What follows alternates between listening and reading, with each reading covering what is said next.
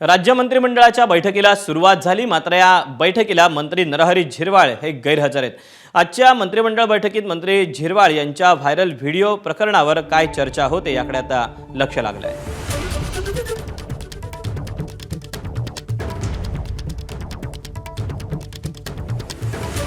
राज्य मंत्रिमंडळाची बैठक पार पडते। या बैठकीचा काय नेमका अजेंडा हे पाहणं महत्त्वाचं असणार आहे। सोबतच या बैठकीमध्ये अजेंड्यावर आता नरहरी झिरवाळ यांचे जे व्हिडिओ व्हायरल झालेले आहेत त्याबाबत काही चर्चा होतीये का, त्याबद्दल काही निर्णय घेतले जात आहेत का हे पाहणं महत्त्वाचं असणार आहे। मात्र या बैठकीसाठी मंत्री असलेले नरहरी झिरवाळ हे मात्र अनुपस्थित आहेत।